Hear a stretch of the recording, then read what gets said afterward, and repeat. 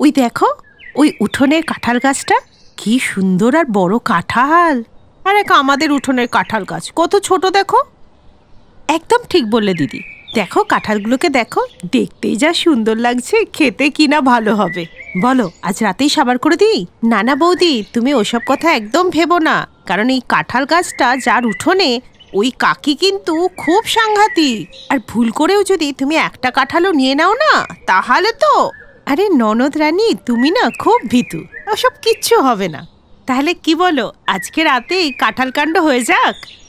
সে আর বলতে, আমি তো এখন থেকেই কাঁঠালের তরকারি, রুটি, ফ্রাইড রাইস, কোল্ড ড্রিঙ্কসের গন্ধ পাচ্ছি। একবার আমি গ্রামে এসেছিলাম, তখন খেয়েছিলাম, কি দারুণ স্বাদ হয় না গ্রামের কাঁঠালের। তাহলে তো আজ রাতেই বিরজু কাকিমার কাঁঠালের অন্তিম দিন। আর অন্যদিকে আরে বাহ, এবার তো দারুণ কাঁঠাল ফলেছে, কারণ নজর না লাগে। আমি এখনই গাছে কালো টিপ পরিয়ে দিচ্ছি। এদিকে শহর থেকে আসা বৌদিদের মাথায় তো অন্য কিছুই চলছিল। দিদি, আমি এটা খবর পেয়েছি যে বিরজু কাকিমা তাড়াতাড়ি ঘুমিয়ে পড়ে, তাই আজকে রাতে যখনই উনি ঘুমিয়ে পড়বেন তার কিছুক্ষণের পরেই আমরা কাণ্ডটা ঘটিয়ে ফেলব। ঠিক আছে, আর কালকে আমরা সকালে খাবো মশলা দিয়ে কাঁঠালের তরকারি। তারপর ওই রাতে বিরজু কাকিমা ঘুমাতেই নিধি আর মাহি মাঝরাতে ওই কাঁঠাল গাছ থেকে দুটো কাঁঠাল চুরি করে নিয়ে আসে। তার পরের দিন সকালে, দিদি আমি মশলাদার কাঁঠালটা বানাচ্ছি, তুমি ততক্ষণে লস্যির জন্য দই নিয়ে এসো। কাঁঠাল রান্নার গন্ধ কিছুক্ষণের মধ্যেই বিরজু কাকিমার নাকেও চলে যায়। আহা, মনটা ভরে গেল। কি সুন্দর কাঁঠালের সবজির গন্ধ আসছে। কাঁঠালের গন্ধটা না একদম আমার গাছের কাঁঠালের গন্ধের মতো, একদম খাসা। মা, এই কথাটা আমি কি করে ভুলে গেলাম? আমার ছেলেপিলে মানে গাছের কাঁঠালগুলোকে তো জল দিতেই ভুলে গেছি। আহারে, এত রোদে ওরা তো জলের জন্য ছটপট করছে। যাই বাবা, ওদের একটু জল দিয়ে আসি। এই বলে বিরজু কাকিমা কাঁঠাল গাছে জল দিতে গেলে ওনার একটু সন্দেহ হয়, কারণ তিনি কাঁঠাল গাছের নিচে কারো চটির ছাপ দেখতে পান। এই দেখেই তিনি কাঁঠালগুলোকে গুনতে শুরু করেন। গুনে দেখল যে দুটো কাঁঠাল কম আছে। এই দেখে উনি জোরে জোরে বলতে লাগলো, হে ভগবান, আমার কি হলো? আমার যে সব শেষ হয়ে গেল, আমি তো নিঃস্ব হয়ে গেলাম। কে আমার কাঁঠালতে চুরি করে নিয়ে গেল? সব থেকে বড় দুটো কাঁঠালকে কে চুরি করে নিয়ে গেল? বিরজু কাকিমার আওয়াজ শুনে সব গ্রামবাসীরা জড়ো হয়ে যায়। কি ব্যাপার কাকিমা, সব ঠিক আছে তো? কিচ্ছু ঠিক নেই, দেখো আমার গাছে দুটো কাঁঠাল চুরি হয়ে গেছে। জানি না কোন বেয়াদব চুরি করে নিয়ে গেছে। যেই নিয়ে যাক তার মুখে পোকা পড়ুক আর মাথায় উকুন, এমনকি খেতে বসলে তার সব দাঁত একে একে খসে পড়ে যাক। আর সকালে যখন জমিতে যাবে তখন 14 পুরুষের নাম ধরে ডাকলেও যাতে কাজ না হয়। আরে হয়েছে কাকি, এত কেন অভিশাপ দিচ্ছ? ভগবান আছেন তো, উনি সব দেখছেন, তুমি চাপ নিও না। চুপ কর তুই। ভগবান যখন শাস্তি দেবার তখন তো দেবে, তার আগে আমি থানায় গিয়ে রিপোর্ট লেখাই, যাতে ওদের জেল হয় আর কাঁঠালের নাম যাতে ওদের মুখে না আসে। এই বলে বিরজু কাকি যখনই থানার দিকে যেতে লাগে, তখনই ওনার নজর পড়ে মাহিদের ঘরের পেছনে রাখা কাঁঠালের খোসার ওপর। মা, এ কি? এই কাঁঠালের খোসার রংটা আমার গাছের কাঁঠালের মতো নয়। আর ওই যে চটির ছাপটা দেখেছিলাম, ওটা দেখে মনে হচ্ছে কোনো শহরের দোকানের চটি। গ্রামে তো ওই রকম চটি নেই, কারণ আমাদের গ্রামে তো হাওয়াই চটি পেলেই ঢের। আমি নিশ্চিত এই কাজটা সরলার বাড়িতে আসা দুটো শহরের বউই করেছে। আজ কেন এলো গো কাকি? আজকে আবার তোমার বারান্দার মাটি চুরি করে নিয়ে গেল? মাটি না রে বাবা, আমার দুটো বাচ্চাকে চুরি করে নিয়ে গেছে। কি? কিন্তু আমরা যতদূর জানি আপনার তো এই জগতে আর কেউ নেই। আরে গাধা, আমি আমার কাঁঠাল গাছের দুটো কাঁঠালের কথা বলছি। জানি না কোন বেয়াদব আমার কাঁঠাল দুটোকে চুরি করে নিয়ে গেছে। আমি নিশ্চিত ওই দুটো শহরের বউরই কাজ। আমি কাঁঠালের খোসা আর চটির ছাপ দেখেছি। কিন্তু কাকিমা, কাঁঠালের চোখ লাগে কি করে বুঝবে? আরে গাধা, ওই খোসার রংটা আমার গাছের কাঁঠালের মতো। আচ্ছা ঠিক আছে, আমরা রিপোর্ট লিখে নিয়েছি, এখন আপনি ঘরে যান। এরপর বিরজু কাকি ঘরে তো চলে গেল, কিন্তু ওই দিন থেকেই ওই শহরের বউ দুটোর ওপরে নজর রাখতে লাগলো। এরপর একদিন যখন গ্রাম প্রধানের বাড়িতে গ্রামের লোকেদের খাওয়ানো হচ্ছিল, তখন সেখানে বিরজু কাকিও 2-3টে বাসন নিয়ে পৌঁছে গেল। আর তারপর, সব বাসনগুলো ভালো করে ভরে দিও, কিন্তু রাতেও তো খেতে হবে। তখন ওখানে নিধি আর মাহিও চলে আসে। ওদের দেখে বিরজু কাকি বলে, ওই দেখো চলে এসেছে চোরনিরা। আমি ভালো করে জানি তোমরাই আমার সন্তান দুটোকে কেটে খেয়েছো।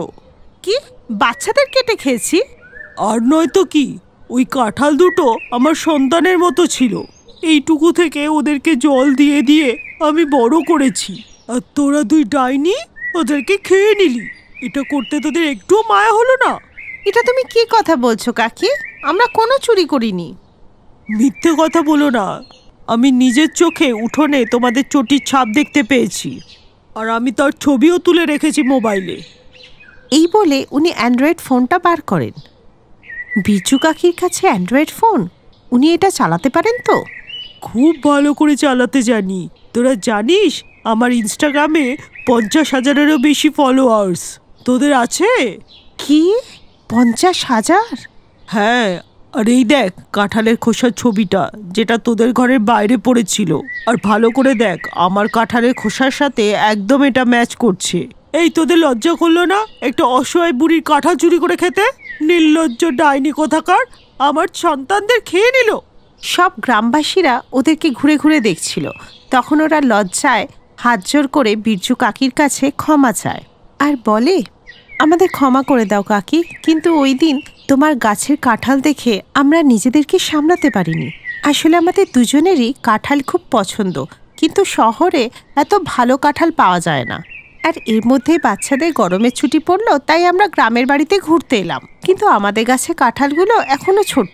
তখন তোমার গাছে কাঁঠালগুলো দেখে আমরা নিজেদেরকে আটকাতে পারিনি, তাই তোমার গাছে কাঁঠালটা চুরি করে খেয়েছি। আমাদের ক্ষমা করে দাও, আর এইভাবে সবার সামনে আমাদেরকে আর লজ্জা দিও না। ওটা কোনো ব্যাপারই না, কিন্তু তোমরা চুরি না করে যদি আমার কাছে চেয়ে নিতে, তাহলে আমার আর এত খারাপ লাগতো না। কিন্তু বৌমনিরা, তোমরা চুরি করায় আমার খুব খারাপ লেগেছে। যাক, কোনো ব্যাপার না, কিন্তু এরপর থেকে এরকমটা করো না। কিন্তু যখন কাঁঠাল খাওয়ার ইচ্ছা হবে আমার কাছ থেকে চেয়ে নিও, কিন্তু হ্যাঁ, আমার বাচ্চাদের কিডন্যাপ করো না কিন্তু। না কাকি, এখন থেকে আমরা যখনই কাঁঠালের তরকারি খাবো, নিজের গাছের কাঁঠালই খাবো। আমাদের বিরজু কাকিমার মাথাটা যতই জটিল, মনটা ততই সরল। এরপর বিরজু কাকি ওদের এগেনস্টে লেখা রিপোর্টটা তুলে নেয় আর ওদের দুজনকে ক্ষমা করে দেয়।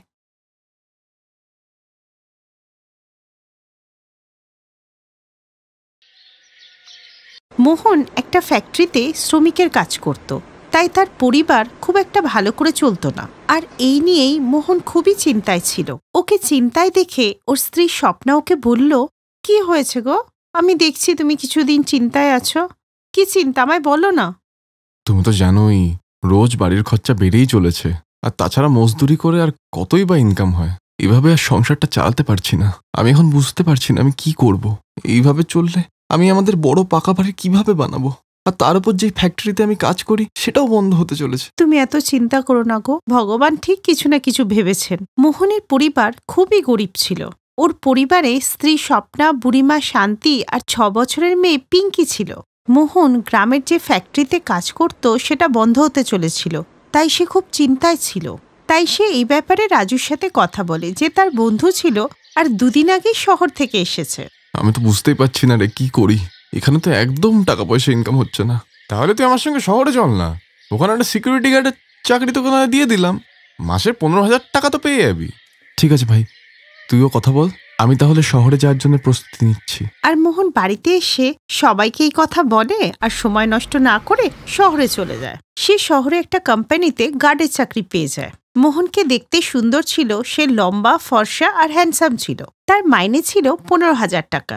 আর অন্যদিকে স্বপ্নাও সংসারের হাল ধরতে মাথায় করে সবজি নিয়ে সবজি বিক্রি করতে শুরু করলো। স্বপ্না রোদের মধ্যে সারা গ্রাম ঘুরে সবজি বিক্রি করতে লাগলো। টমেটো, বেগুন, ঝিঙে, পটল নিয়ে নাও, 20 টাকা কিলো, মাত্র 20 টাকা। স্বপ্না বোন, তুমি এই কাজ শুরু করে দিয়েছো? সংসার চালানোর জন্য কিছু তো একটা করতেই হবে বোন। হ্যাঁ হ্যাঁ, শান্তি কাকি তো আছেই বাড়িতে তোমার মেয়েকে দেখাশোনা করার জন্য। সারাদিন সবজি বিক্রি করে স্বপ্না বাড়িতে ফিরে রান্না করতে লাগে। অন্যদিকে শহরে গিয়ে মোহনও কাজে ব্যস্ত হয়ে যায়, আর সে একটা ভাড়ার বাড়িতে থাকে আর গার্ডের চাকরি করতে থাকে। কিন্তু কিছুদিনের মধ্যেই ওর এই চাকরিটা আর ভালো লাগে না। রাজু, আমি ভেবেছিলাম আমি অনেক টাকা কামাবো আর আরামসে অ্যাশ করে জীবন কাটাবো, কিন্তু তার বদলে আমি একটা 15,000 টাকা স্যালারির চাকরি করছি, তার উপর নিজের সংসার টানছি। আমার কাছে তো তোদের সাথে পার্টি করারও সময় নেই। তা তোকে কে বলেছিল একটা গরিব মেয়েকে বিয়ে করতে? তোরা দেখতেও ভালো, তোর চাইলে একটা কোনো ভালো মেয়েকে ফাঁসিয়ে নিতে পারতি। আজকে যদি তুই একটা বড়লোক মেয়েকে বিয়ে করতি তাহলে তো অ্যাশ করতি। জানিস ওর কথা, ওরা দেখতে সুন্দর ছিল, একটা বড়লোকের মেয়েকে ফাঁসিয়ে নিল। আর জানিস ওর বিয়েতে কি দেবে? একটা বাংলো, একটা মার্সিডিস আর প্রচুর টাকা ক্যাশ। বলছিস কি রে? সবই কপাল রে ভাই, আমার ভাগ্যে আগেও কাদাই লেখা ছিল, এখনো তাই আছে। এই বলে মোহন নিজের ঘরেতে যায়, কিন্তু ঘরে এসে ওর রাজুর কথা বারবার মনে হচ্ছিল। তাই সে ভাবছিল, আমিও গাধা যে স্বপ্নার মতো একটা গরিব মেয়েকে বিয়ে করেছি। দেখতে তো সুন্দর, আজকে যদি আমি একটা বড়লোক মেয়েকে বিয়ে করতাম তাহলে আমার জীবনটাও আরামে চলতো। কি ভুলটাই না করলাম। আর এইভাবেই মোহন তার প্রথম বিয়েকে নিয়ে আফসোস করতে থাকে। এর কিছুদিন পর মোহনের দেখা হয় কোমলিকা নামে একটি ধনী মেয়ের সাথে। যখন কোম্পানির সিনিয়র ম্যানেজারকে কিছু পেপারস দিতে ও তার বাড়িতে যায়, আর ম্যানেজারের মেয়ে কোমলিকা মোহনকে দেখা মাত্রই পছন্দ করে নেয়। ওয়াও, কি হ্যান্ডসাম ও! প্রথম দেখাতেই ও মোহনকে ভালোবেসে মন দিয়ে দেয়, আর ব্যাপারটা মোহনও বুঝতে পারে। তাই ওরা চুপি চুপি ফোন নাম্বার এক্সচেঞ্জ করে নেয়। ওই দিনের পর থেকে কোমলিকাও কোনো না কোনো বাহানায় কোম্পানিতে আসতেই থাকতো। বাবা বলছিল, তুমি নাকি বিবাহিত, তোমার নাকি প্রথম ওয়াইফের সাথে বনিবনা হচ্ছে না, তার রিজনটা কি বলো আমায়? দেখো, বিয়ে একটা পবিত্র সম্পর্ক, আর আমি সেই সম্পর্কটা ভালোভাবেই পালন করছি। কিন্তু আমার স্ত্রী আমাকে একদম পছন্দ করে না, কারণ আমি গরিব। তুমি জানো ওর একজন বড়লোক ছেলের সাথে অ্যাফেয়ার চলছে, আর আমি সবটা জেনে বুঝেও কিছু করতে পারছি না। এখন আমার শুধু এমন কাউকে চাই যে আমার পাশে দাঁড়াবে, যাতে আমি আমার স্ত্রীকে ছাড়তে পারি, যাতে ও ওর জীবনে খুশি থাক আর আমিও। এই শুনে কোমলিকা ওর কথার জালে ফেসে যায়, আর ওরা তাড়াতাড়ি বিয়ে করে নেয়। এরপরে মোহন ওর বড় বাড়িতেই থাকতে লাগলো। কিন্তু এইসব কথা স্বপ্না জানত না। ও নিজের চাকরি ছেড়ে দেয় আর কোমলিকার টাকায় মজা করতে থাকে। এরপরে কোমলিকা জেদ ধরে যে সে শ্বশুরবাড়ির লোকেদের সাথে দেখা করবে। আমি কিছু জানি না, আমি তোমার গ্রাম দেখবো মানে দেখবই। আচ্ছা ঠিক আছে বাবা, নিয়ে যাব। এর কিছুদিন পর মোহন কোমলিকার বড় গাড়ি করে ওকে গ্রামে নিয়ে আসে, আর অন্যদিকে স্বপ্না ওই গাড়িটাকে দেখে দেখতেই থাকে। আর যখনই ওরা গাড়ি থেকে বাইরে আসে, স্বপ্না হতভম্ব হয়ে যায়। কতদিন ধরে তোমার ফোন ট্রাই করছিলাম, বারবার সুইচ অফ আসছিল মোহন। আর এই মহিলা তুমি মানে? ও আমার স্ত্রী কমলিকা, অনেক বড় লোক। না মোহন, এ সত্যি হতে পারে না, বলে দাও মিথ্যে, এসব স্বপ্ন। না, এসব সত্যি। আমি ভেবেছিলাম যে প্রত্যেকবারের মতো তুমি আমার জন্মদিনে কোনো ভালো উপহার নিয়ে আসবে, কিন্তু এ কি মোহন, তুমি আজকে বড়লোক সতীন নিয়ে এলে, এই আমার উপহার। হ্যাঁ, তুমি এটাকে গিফটই ভেবে নাও। এমন একটা স্ত্রী যে তার স্বামীকে খুব ভালোবাসে। এই বলে কোমলিকা মোহনকে নিয়ে ঘরে চলে যায়। কোমলিকাকে বিয়ে করে মোহন সবকিছুই পেয়েছিল, কিন্তু এই নিয়ে বাড়িতে ঝগড়া শুরু হয়। মোহন, তোর থেকে আমি এটা আশা করিনি। তুই নিজের বউকে ঠকিয়েছিস, তার সতীন নিয়ে এসছিস। এবার কান খুলে শুনে নে, স্বপ্নাই হলো এবাড়ির পুত্রবধূ। ওই শহরের পেতনিকে আমি আমার বৌমা হিসেবে মানবই না, কোনোদিনও মানব না। এই বলি শোন, আমারও কোনো শখ নেই তোর আশেপাশে ঘোরার আর তোকে ম্যা করে ডাকার।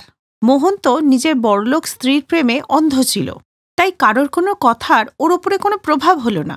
আর অন্যদিকে কোমলিকাও পুরো অধিকারের সাথে ওই বাড়িতে থাকতে লাগে। মোহন সোনা, চলো না কোথাও ঘুরে আসি। এই ছোট্ট ঘরে না আমার দম বন্ধ হয়ে যাচ্ছে। হ্যাঁ ডার্লিং, চলো, সামনে একটা রেস্টুরেন্ট হয়েছে, ওখান থেকে ডিনারটা করে আসি।